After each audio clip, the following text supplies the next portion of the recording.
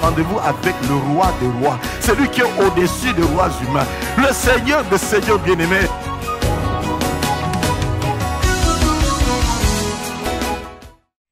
Que le Seigneur soit glorifié pour votre présence. Et je remercie particulièrement le pasteur Safari pour sa collaboration et le sérieux qu'il tient toujours dans ses relations avec ses compagnons de lutte.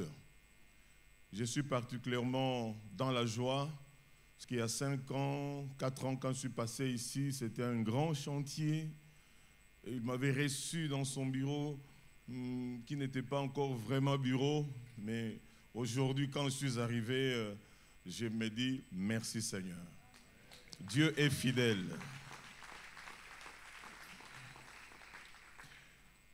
Je vais vous partager un thème que j'ai intitulé « La valeur de l'héritage aux yeux de Dieu ». La valeur de l'héritage aux yeux de l'Éternel. Le texte de référence, nous allons le lire dans le livre de Genèse, au chapitre 1er, versets 26 à 28. Puis Dieu dit, faisons l'homme à notre image, selon notre ressemblance, et qu'il domine sur les poissons de la mer, sur les oiseaux du ciel, sur le bétail, sur toute la terre et sur tous les reptiles qui rampent sur la terre. Dieu créa l'homme à son image, il le créa à l'image de Dieu. Il créa l'homme et la femme. Dieu les bénit et Dieu leur dit, soyez féconds, multipliez, remplissez la terre et assujettissez-la. Dominez sur les poissons de la mer, sur les oiseaux du ciel et sur tout animal qui se met sur la terre. Amen. Le deuxième texte, nous le lirons dans Genèse 12, versets 1 à 3.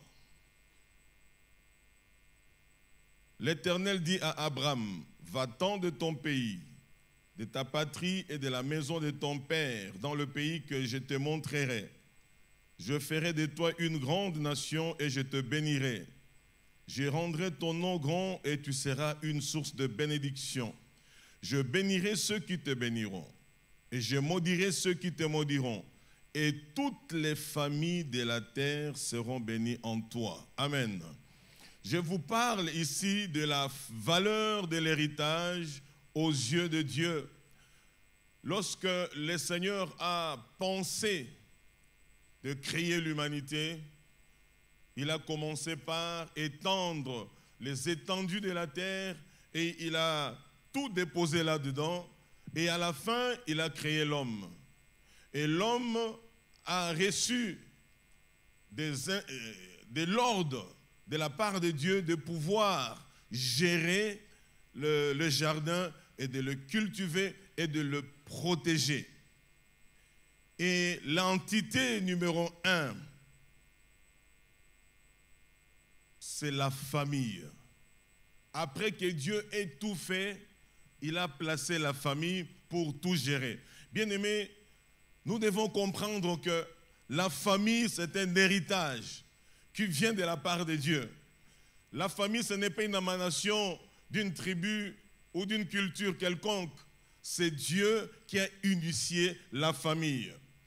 Elle est la première institution divine que l'Éternel a créée, bénie et établie. Il n'y avait pas d'intercesseur, il n'y avait pas d'imposition de main. Dieu a conçu dans son cœur que la famille soit et il a créé la famille, l'homme et la femme. Mon frère, ma soeur, es-tu issu d'une famille? Tu dois savoir que cette famille-là, c'est l'héritage que Dieu t'a donné. La famille constitue le centre d'intérêt de Dieu sur la terre. C'est-à-dire que sans la famille, Dieu ne peut rien faire. Dieu est bloqué, Dieu ne peut accomplir le plan qu'il a arrêté dans sa souveraineté. Sans la famille, Dieu ne peut pas fonctionner. Voilà pourquoi, même dans le domaine spirituel des méchants, on s'attaque toujours à la famille. Parce que même les occultistes, les sorciers, ils ne peuvent pas fonctionner sans famille. C'est d'abord la famille. La famille est au centre et c'est l'héritage que Dieu t'a donné. Tu n'as pas, bien-aimé, choisi la tête de ton père, la tête de ta mère. Tu n'as pas choisi tes frères et sœurs de sang. Ce sont ces gens-là que Dieu t'a donné. Il a voulu que tu sortes de cette famille-là. Si ton père est infirme, c'est ton père. Si ta mère n'a pas étudié, c'est ta mère. C'est tes frères et sœurs sont tes frères et sœurs. Je ne les ai pas choisis, Dieu me les a donnés, je les aime et nous allons continuer la marche avec eux. C'est un héritage que nul ne peut venir briser. Voilà pourquoi parfois je réponds à tous ceux-là qui déclarent à gauche, à droite, Dieu me montre que ton père, que ta mère, que ton frère, mais c'est mon père, c'est ma mère. Si ces gens-là n'étaient pas là, tu n'auras jamais prophétisé sur moi. C'est à cause d'eux que tu m'as vu, tu me vois à l'église. Si cette maman infirme-là ne m'a pas porté 9 mois, si elle n'a pas souffert les douleurs d'enfantement, tu ne m'aurais jamais vu. Voilà pourquoi, frères et sœurs, nous devons comprendre qu'on ne peut pas brader l'héritage familial. C'est à travers la famille que l'Éternel opère de grandes choses. Bien-aimé, c'est la première institution divine. La famille vient avant l'Église. La famille vient avant les dons, avant les prophètes, avant les apôtres. D'abord la famille, parce que c'est à travers la famille que Dieu va puiser là-dedans pour en faire sortir des apôtres, des prophètes, des pasteurs. C'est dans la famille. Nous devons aimer la famille. Si tu es déjà séparé de ta famille, voici une occasion aujourd'hui pour que tu repartes sur de nouvelles bases. Aime ta famille, bien-aimé. Partout où tu iras, il n'y aura aucune famille qui t'aimera plus que ta propre famille. Alors tu dois l'aimer. C'est un héritage. Un héritage, c'est comme un don que Dieu donne. Je n'ai pas choisi ma famille, mais Dieu me l'a donné. Alors j'aime ma famille. Alléluia. La famille représente le cœur de Dieu et Dieu est très sensible lorsqu'il regarde la famille. Voilà pourquoi dans 1 Timothée 5:8, la Bible nous dit « Si quelqu'un n'a pas soin des siens et principalement de ceux de sa famille, il a renié la foi, il est pire qu'un insensé, qu'un infidèle. » Tu peux aller dire bonjour à tout le monde. Tu peux dire aux gens, j'aime, je vous aime, je vous aime. Mais si dans ta famille, tu n'aimes pas devant le Seigneur, c'est zéro. Commence par aimer la Jérusalem. D'abord, là où tu as été conçu, là où tu as vécu. Parce que c'est un héritage. On ne choisit pas l'héritage. L'héritage se donne. Et nous ne sommes que des héritiers. Et c'est quelque chose de très important aux yeux de l'Éternel. S'attaquer à la famille, c'est s'attaquer à Dieu. Mépriser et négliger la famille, cela signifie que tu méprises et tu négliges Dieu qui t'a donné cette famille. Mon frère, ma soeur, quel que soit ce qu'on t'a fait, quelle que soit la trahison dont tu as été l'objet, reviens au Seigneur. Demande l'amour pour ta famille et repars sur de nouvelles bases. C'est très important. Si ta famille t'a trahi, si tu as minimisé ta famille, cela risque de t'attirer la colère de Dieu. Parce que quand tu méprises la famille, Dieu te méprise aussi. Ne néglige pas ta famille. Ne méprise pas ta famille. Cherche les voies et moyens, spirituellement parlant, pour que ta famille retrouve la joie de vivre selon Dieu. Et si Dieu t'a fait grâce d'avoir des moyens, bien-aimé, prie que Dieu te donne l'intelligence et la sagesse de comment partager les choses avec ta famille. À chaque famille, Dieu a déposé quelque chose de particulier, quelque chose de spécifique. Ta famille biologique ne sera jamais ma famille biologique.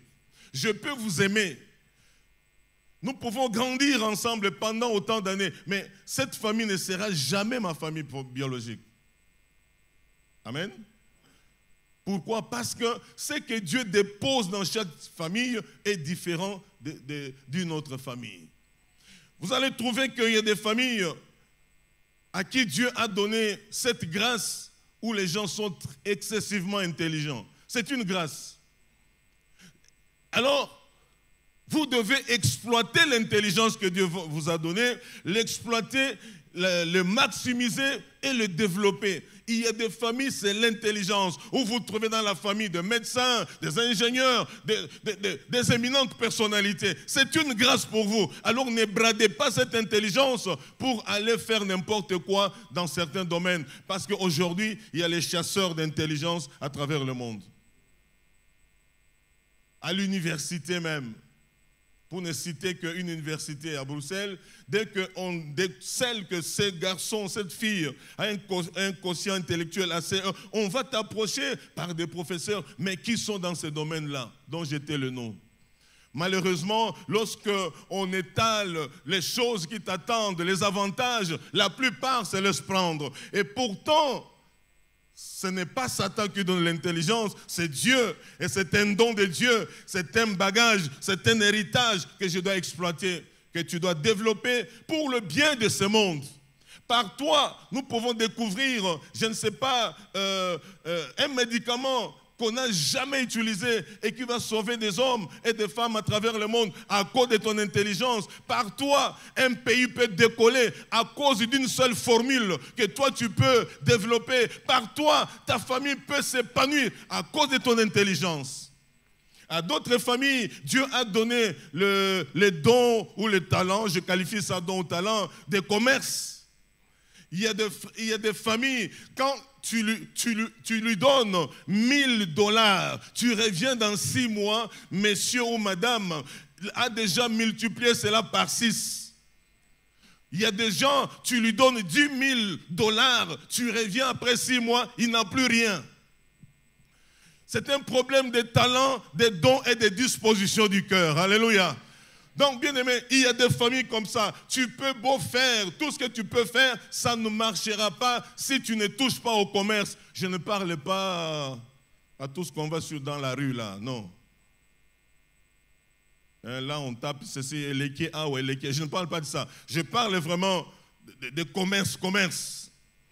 Il y a des gens à qui Dieu a donné la facilité de cultiver la terre. Et dans ce domaine-là, quand vous venez en Occident, vous allez voir comment ces gens-là, ils ont l'art de travailler la terre. Quand vous survolez l'Occident, vous allez voir, on dirait tout est dessiné au sol. Du verre, de ceci, de cela. Mais nous, quand on survole nos pays, tout est forêt. Pourquoi? Parce que nous n'avons pas encore compris que c'est tout un bagage, c'est tout un héritage que Dieu nous donne. Amen. C'est un héritage, la terre, le sol. Voilà pourquoi nous devons bénir le Dieu Tout-Puissant, créateur du ciel et de la terre. J'aime ce Dieu-là parce que lorsqu'il te donne, il ne prend pas. C'est à toi de développer. C'est à toi de multiplier cela. Les conseils de Dieu concernant l'héritage familial. Dans Nombre 27, verset 8 en 11. Le verset 8 nous dit ceci. Ça, c'est le conseil de Dieu par rapport à l'héritage. Lorsqu'un homme mourra sans laisser de fils, vous ferez passer son héritage à sa fille. Je pense que je parle à la plupart de mes compatriotes qui comprennent mieux ces choses. Amen. Donc, lorsque l'homme meurt sans laisser de fils, son héritage doit passer à sa fille. Il ne faut pas que quelqu'un s'élève en disant « la fille ne peut pas hériter ». Si c'est la fille de son père, elle a le droit d'hériter ce que son père a laissé. Voilà pourquoi beaucoup de familles ne se développent pas, parce qu'ils sont en dehors des principes de Dieu. Au verset 9, « S'il n'a pas de fille, vous donnerez son héritage à ses frères. » Il n'a pas eu de fils, il n'a eu qu'une fille. Cette fille doit hériter. S'il n'a pas de fille, on donnera à ses frères. Les oncles, on donnera. Ils ne viendront pas prendre, on leur donnera.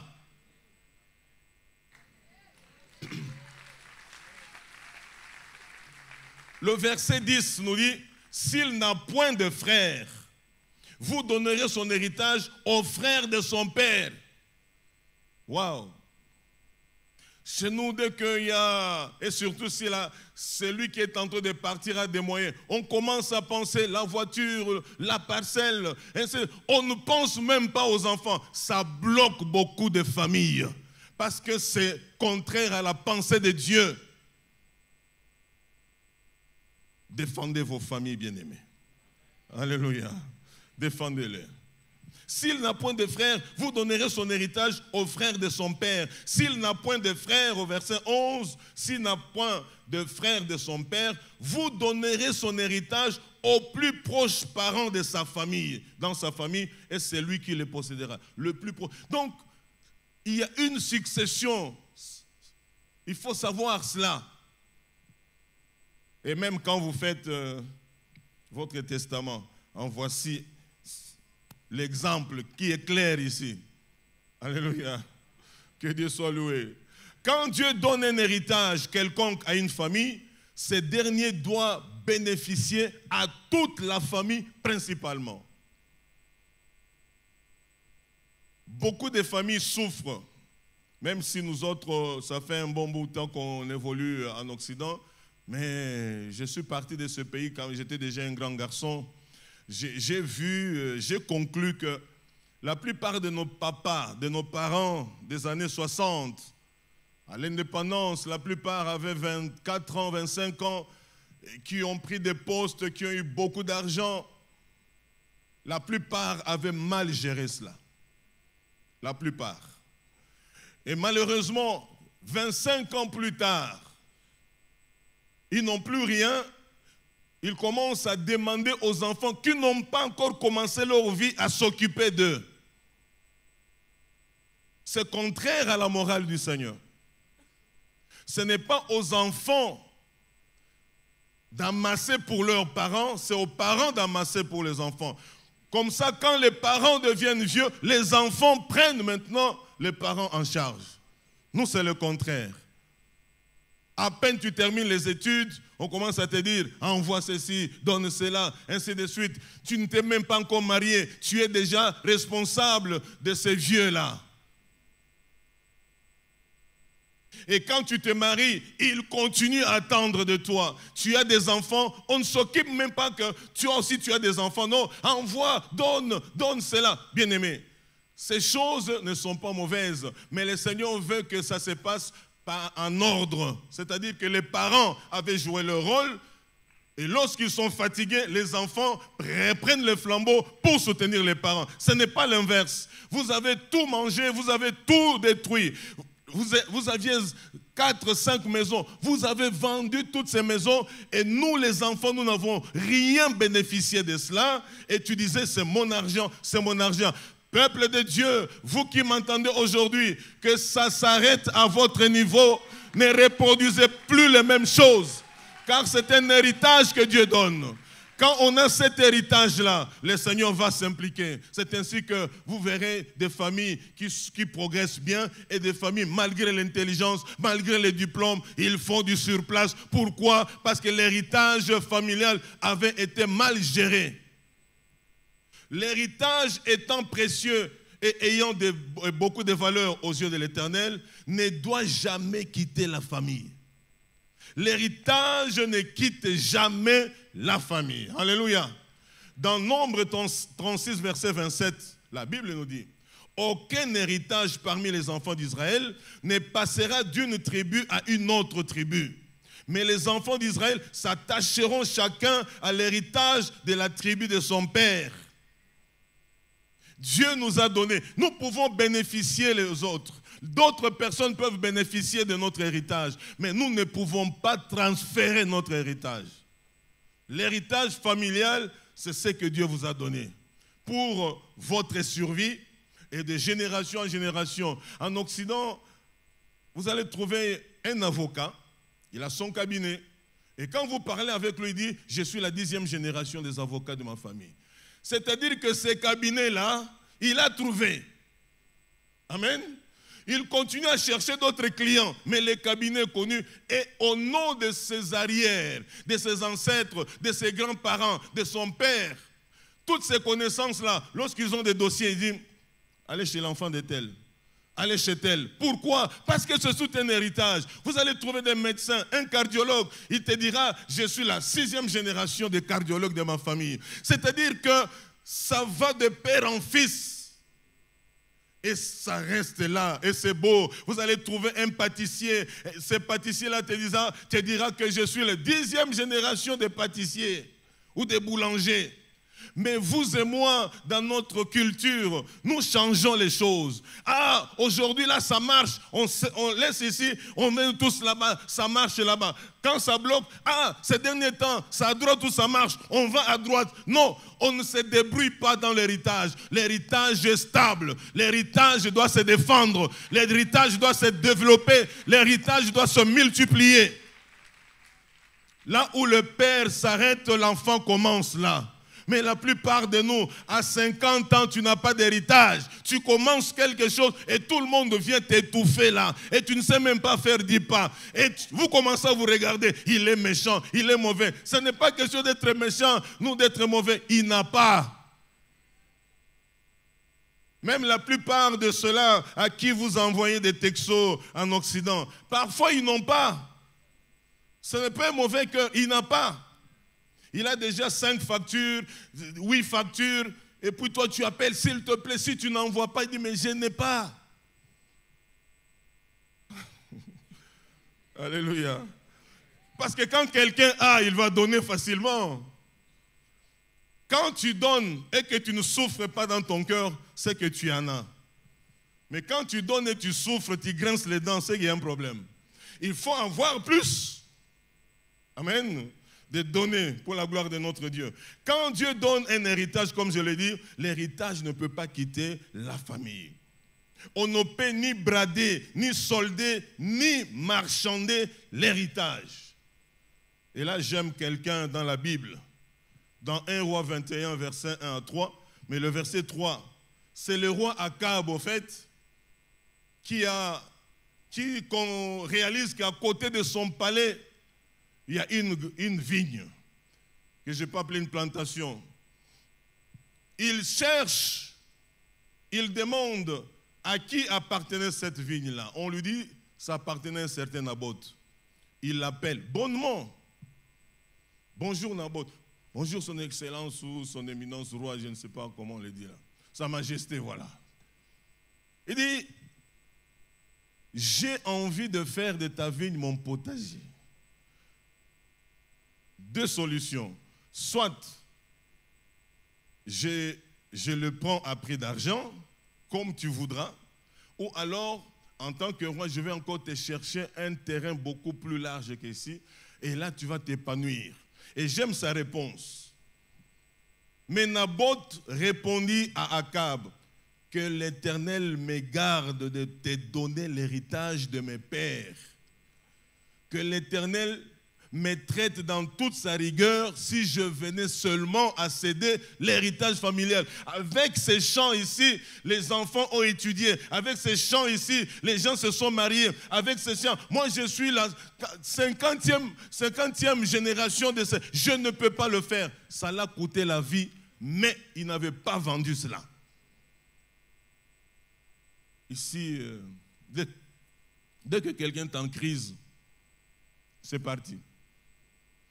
Et quand c'est parti, il regrette après. Pasteur, priez pour moi, pasteur, priez pour moi. En tout cas, les sorciers de la famille. Mais tu as déjà mangé l'argent, tu as bouffé. Et où sont les sorciers? Toi-même. Alléluia. Mais développe cet héritage que les parents t'ont laissé. Peut-être papa n'avait pas beaucoup de choses, tes parents n'avaient pas grand-chose. Ils t'ont laissé une petite portion quelque part là. Mais réfléchis, Dieu t'a donné l'intelligence. Tu as 2 mains, tu as 2 pieds. Alléluia. Tu dis ça au nom de la mémoire de mes parents, ça doit rester. Je vais développer. Si pas moi, même mes enfants viendront le faire. Mais il faut garder cela parce que c'est l'héritage familial. Alléluia. Et mon bien-aimé cela. Donc, la valeur de l'héritage aux yeux de l'Éternel, d'abord la famille. Bien-aimé, aimez votre famille. Je vous supplie, aimez votre famille. Celui qui n'aime pas sa famille, Dieu l'écarte. Même si tu es diacre ou pasteur, bishop, si tu n'aimes pas ta famille, devant Dieu, tu es nul, tu es insensé. Et il y a des frères et sœurs qui ne font du bien qu'aux frères et sœurs de l'Église.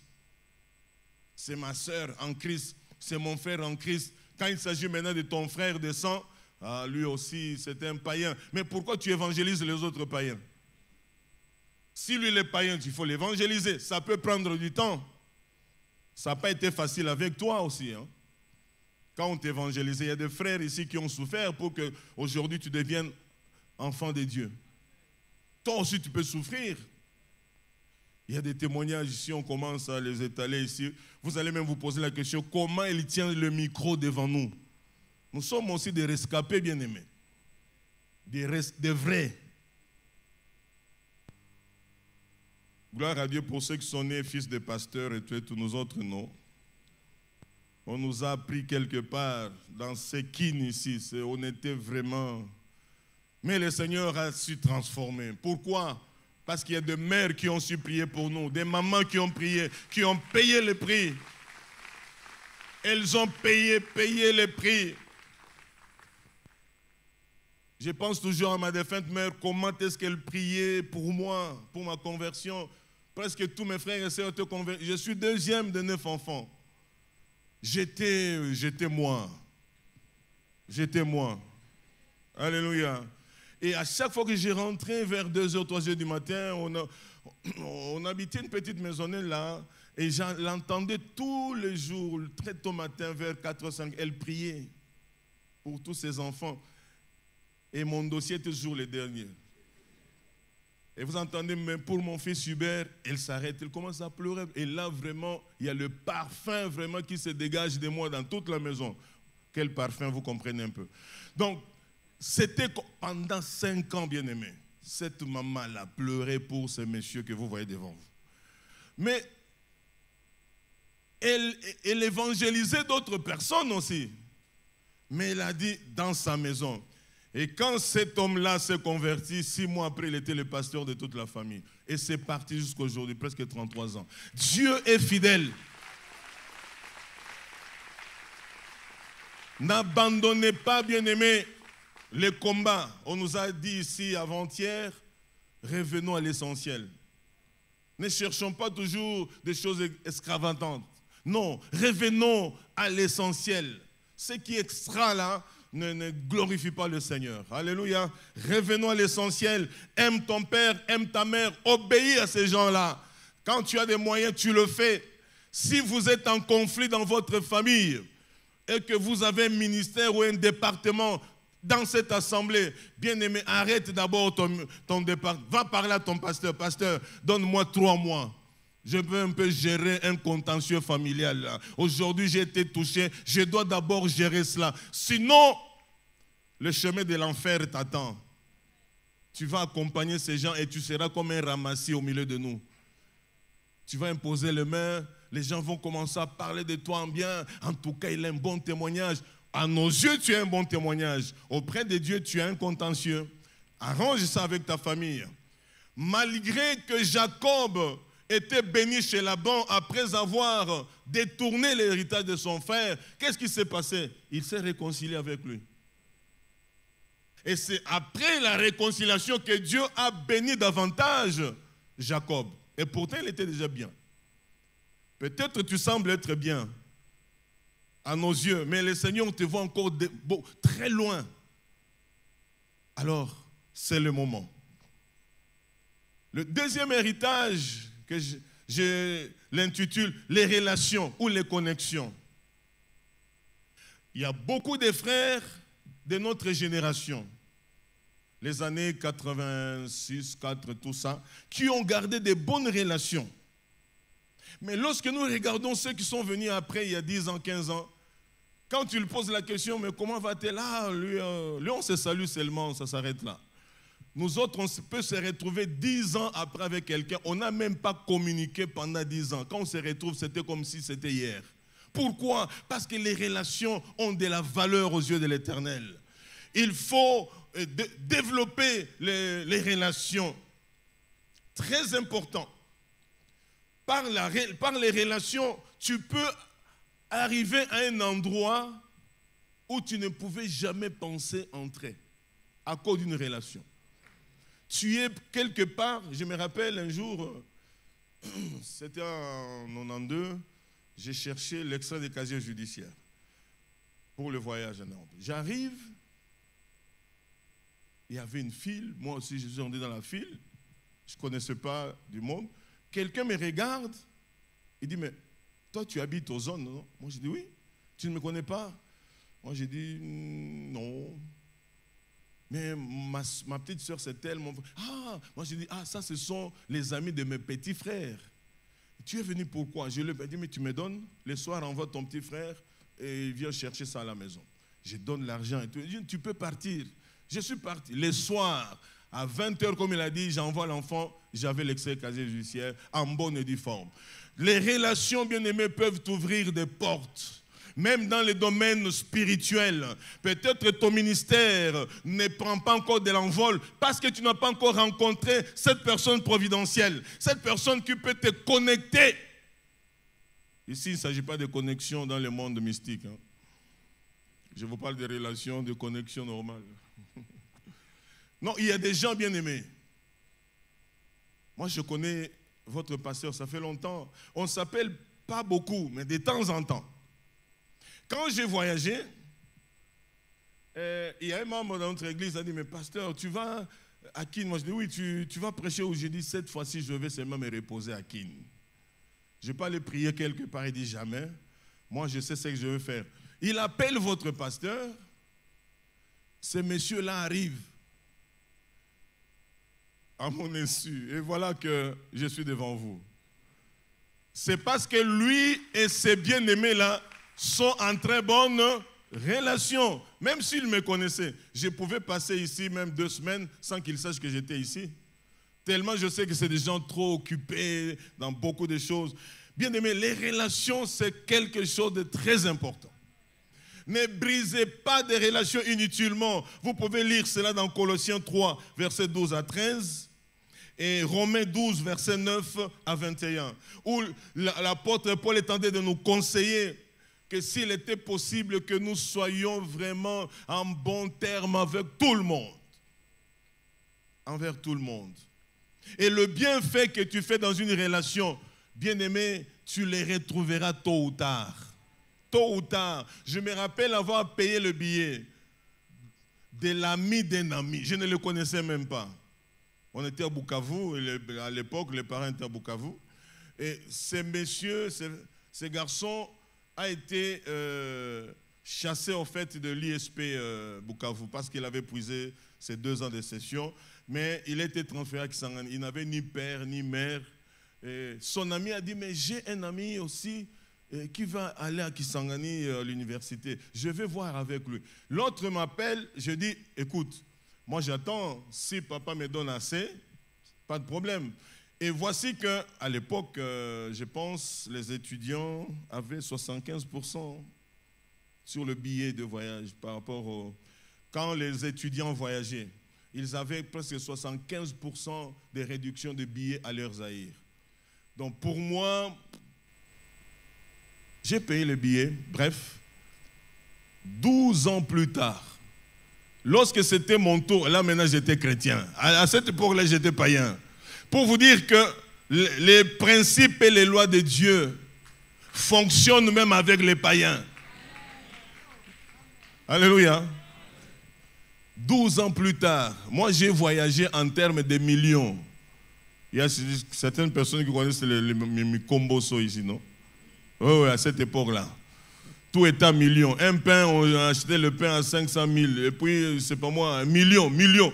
Et quand j'ai voyagé, c'était en termes de millions. Et quelqu'un qui m'appelle, Hubert, je vais t'envoyer en Europe. Comme ça. Qui a payé le voyage, qui a payé mon séjour, qui a payé mes études. Et c'est plus tard, le Seigneur me dit, tu sais ce que tu avais fait au Bukavu à quelqu'un. J'ai dit, oui, Seigneur, il dit, c'est ça ta récompense. 12 ans après. Les relations, très importantes. Et dans les relations, il faut poser le geste précis qui touche le cœur de Dieu. Dieu, notre Père, Créateur, c'est un Dieu interconnexion. Il est en connexion avec son Fils, avec le Saint-Esprit. Et lorsque vous lisez dans 1 Samuel 18, vous allez voir comment est-ce que Jonathan, fils de Saül, s'est lié d'amitié avec David. Pourquoi? Il a aimé David comme son âme. Il a protégé David contre la méchanceté de son père au nom de leur amitié. Il a préservé ces garçons-là. Et à la fin, il a dit, David, je sais que Dieu t'a appelé. Je sais que tu seras roi. Jure-moi que quand tu seras roi, tu ne détruiras pas ma famille. Il jura. Des années plus tard, alors que David régnait déjà, un jour, par révélation, il dit, oh, mais n'y a-t-il pas un seul fils? Non, quelqu'un de la famille de Saül que je peux bénir. Il y a des gens qui ont dit, tous sont morts. Tous. Mais quelqu'un s'élève en disant, mais il n'y a qu'un seul. Et le seul là, on ne pouvait même pas nommer. Un Mephibosheth qui avait des pieds perclus, il n'avait pas de valeur. Un seul là, boitillant, il est croulant. Il dit, allez, amenez-le-moi. Au nom de l'amitié que j'avais avec son père, Jonathan, au nom de l'alliance que j'avais faite, ces garçons, je vais l'honorer. Les relations, bien-aimés, vous êtes ici, frères et sœurs, vous ne connaissez pas dans 5 ans, dans 10 ans, qui est assis à votre côté. Soyez en bon terme, on ne sait jamais. Alléluia. Même dans votre famille, vous pouvez mépriser, négliger quelqu'un, mais dans 10 ans, 15 ans, tu vas commencer à... Vous savez, il y a des gens aussi compliqués. Hein? Patron, il est où? Il est quelle heure? 6 heures. Ah, qu'il attende là-bas. Jusque 12 heures, quand monsieur veut sortir en voiture, c'est quoi? Hein? Il met ça, il te donne, il parle. Donc, tu ne vaux même pas la peine.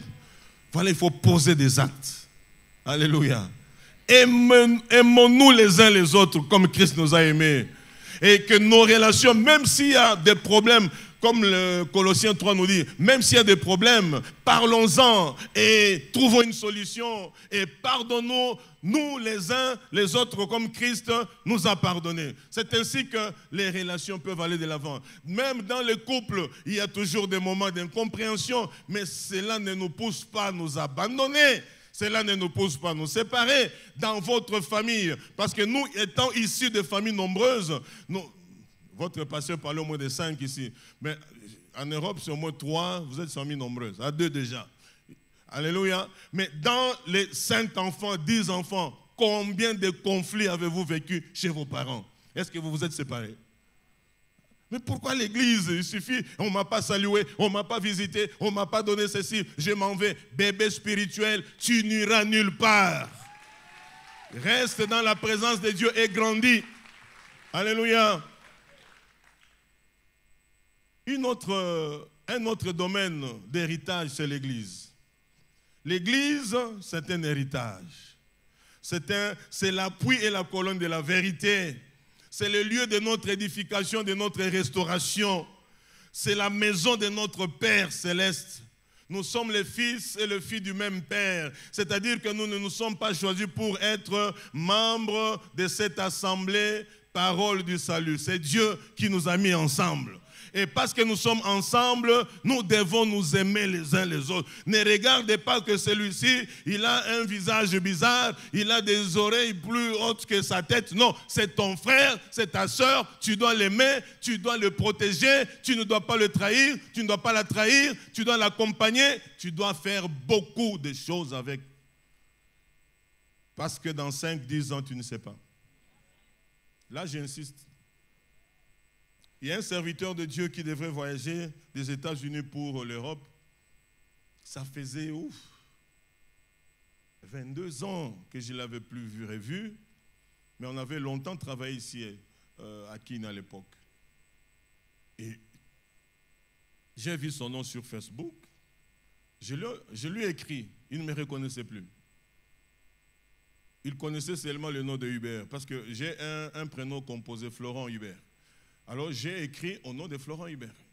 Il ne répondait pas. Et pourquoi j'avais écrit? C'est parce qu'il cherchait à venir en Belgique, mais il ne savait pas où aller. J'ai dit, mais c'est la même personne. Je regarde ses contacts, j'ai reconnu au moins 3 ou 4 ans. Mais c'est lui, sa femme, oui, je connais. Alors je lui ai écrit pour détailler un peu. Il dit, tu es la réponse de Dieu pour moi. Parce que j'avais dit, Seigneur, si demain tu ne me réponds pas, je mets la croix sur la Belgique. Et il est venu. Il était tellement joyeux. Il est resté avec nous pendant 3 mois. Et à partir de là, ça l'a ouvert des portes d'aller en Allemagne, d'aller en France, d'aller à gauche, à droite. Et il est reparti 6 mois après, il revient. Et là, j'ai fait un calendrier, un programme. On l'a emmené au Luxembourg un peu. Bien aimé, les relations. Tu peux avoir des l'onction, mais au-delà de l'onction, il y a aussi des relations. Tu peux avoir l'onction, tu arrives à Londres avec ton onction, tu ne sauras même pas où aller prêcher, malgré ton onction. Il faut garder des bonnes relations. Alléluia. Pas des relations de flatterie, mais des relations concrètes où tu te dis, je t'aime tel que tu es, parce que tu es mon frère, tu es ma soeur, nous allons marcher ensemble.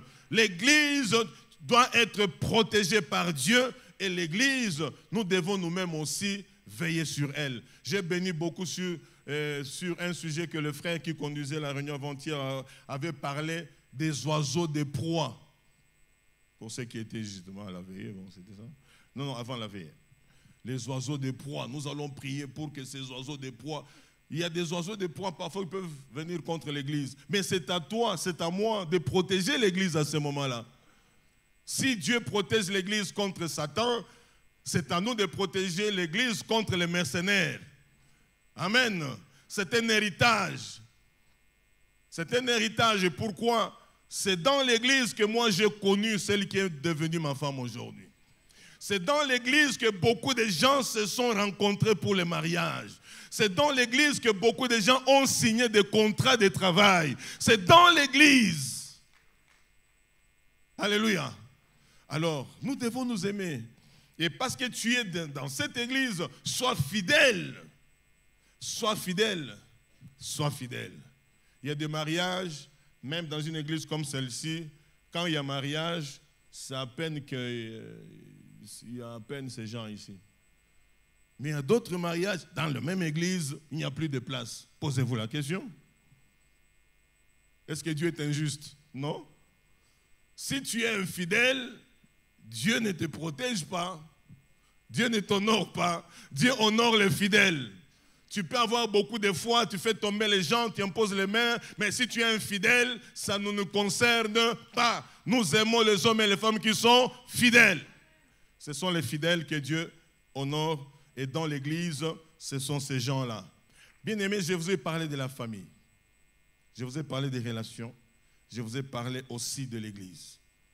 Et il y avait encore une autre entité, je l'ai abordée, mais ça me prendra beaucoup de temps, la terre et les territoires.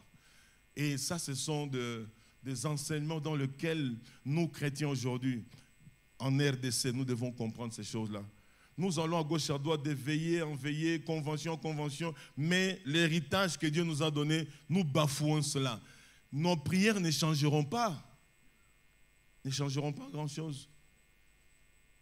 Beaucoup de familles ne sont pas soudées, divisées complètement. Et une maison divisée, elle fait quoi? Elle va subsister? Que des familles divisées. Et ce sont ces familles qui composent l'église. Et les pasteurs souffrent. Pasteur. Donc, les pasteurs souffrent. Pourquoi? Vous êtes divisés. Alléluia. Si vous détruisez votre héritage, le Seigneur vous détruira. L'héritage a beaucoup de valeur aux yeux de l'Éternel. Soyez bénis. Merci.